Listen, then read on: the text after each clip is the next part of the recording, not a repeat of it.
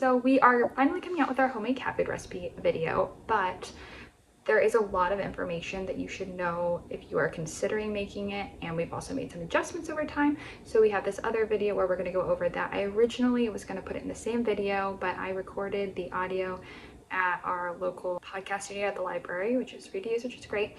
And I just recorded audio, and then I realized I didn't want to overlay all this section of the video with a bunch of cat videos. I can still include some cat videos though. So let's get into it. Number one, if you have a pet of any kind, you probably know that some are pickier than others.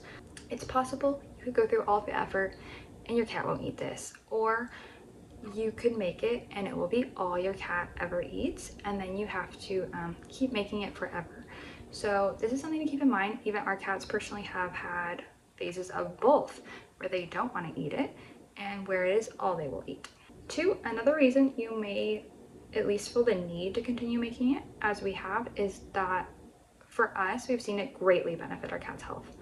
Their fur is softer, which we are told by vets constantly. Even in the case of our cat Nala, we had a little trouble getting her diagnosed with hyperthyroidism because they said her fur is too soft, her coat is too nice.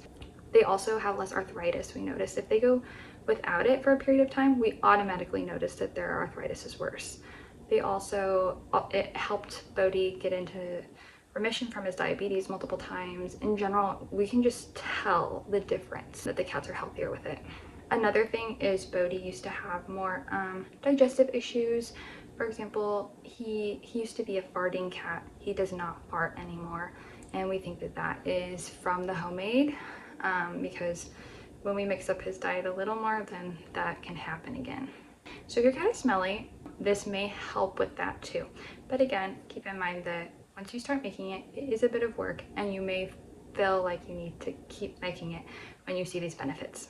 Three, keep in mind that is not all our cats eat. Sometimes it is all they eat, but generally it is supplemented with other wet food. For Bodhi, we choose food specific to diabetic cats, and for Nala, we make just slight adjustments now with her thyroid condition. They also sometimes get dry food. They have periods where they do and don't. We choose a healthy dry food. I can go into more of that in a different video if you're interested in what other food they consume as well.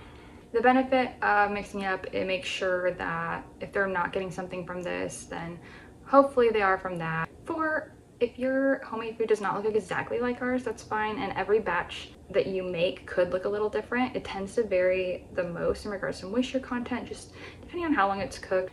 Five, I will mention this in the recipe video, but you want to be careful that you make sure there are no bones in the food that you're serving to your cat. Cooked bones are dangerous to them. They could shard. If your cat comes across one, most likely they will be able to get around it, as long as, especially if it's not too small. They will probably notice it and pick it out. It has happened occasionally for us, and the cats have been fine, but it's a danger you want to avoid.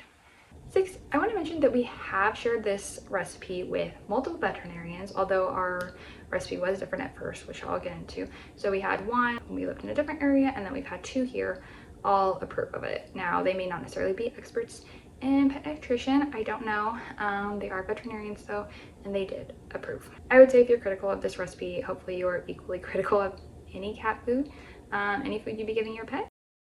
On that note, I want to talk a little bit about our ingredient choices that we've made and some of the changes we made. In terms of meat, we generally use chicken.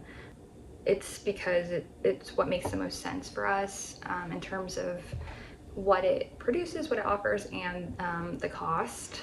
We used to use turkey more. We would sometimes use a mix of chicken and turkey, and we occasionally do still use turkey. The issue with turkey, even though it's so big and so it's great that you can get a lot more meat out of it, is that it has more bones and sinew and cartilage. It's more difficult to work with. It just takes more work. We have not tried other poultry, but you could use other poultry. Some of it would be more expensive or not fatty enough. You do need a little bit of fat. You'd have to add it if you use certain things. And often it's going to be a smaller size, so you're just going to get less from it. When we first started working on this recipe, we noticed many of them included rice, and so we did too at first, but ultimately we ended up taking this out. We didn't really know what the benefit was aside from filler, especially with Bodhi being diabetic.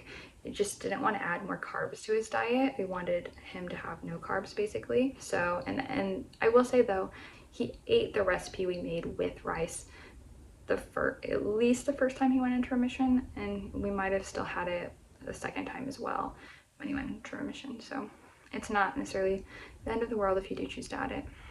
Now we do include zucchini, carrots, and pumpkin. And fiber is supposed to be good for cats, especially, again, this was geared towards a diabetic cat, but it kind of works for all cats. Protein and fiber. Some people will say that this kind of stuff would be contained in the contents of things they wouldn't hunt in the wild. Others argue. Didn't really dive into that too much, but it is supposed to help with a fuller filling, which is definitely good for a kitty who might overeat normally. And if they have bathroom problems or any of that, it is supposed to be helpful, and our vets agree.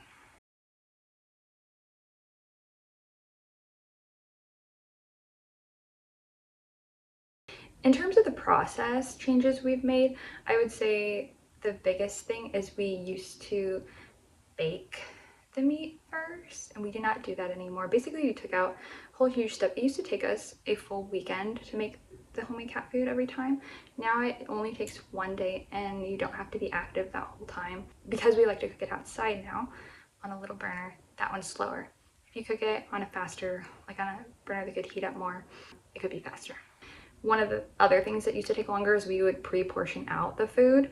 We do not do that anymore. I kind of always thought it was a waste of time. It's easier for us now to just scoop it onto the plate from a big container. And you could even portion it out at the time of serving. You could portion it in advance if you prefer, but it is more work and more difficult to store that way and could create more waste depending on how you do it. And finally, I kind of just mentioned this, but the other big change, which will be in the video, is we have now moved to cooking on a small burner on our porch as opposed to just in our kitchen, because the smell can be a lot. It can be really nice if you just get a little burner and can go do it if you have a yard or a porch or anything like that. Especially if you're in an apartment though, it's going to be more noticeable. So if you're in a house, maybe you don't need to do this. Now, hopefully that was helpful. Look out for the cat food recipe, or maybe you came here from that. Let me know if you have more questions in relation to the cat food or relation to diabetes or other cat topics. We probably will make more related content. I know, especially having 2 cats with health issues, it can be a lot, and so it can be nice to see ways people deal with it and things like that. So that's all. Like if you enjoyed, and subscribe if you want to see more, and hopefully see you in the next video.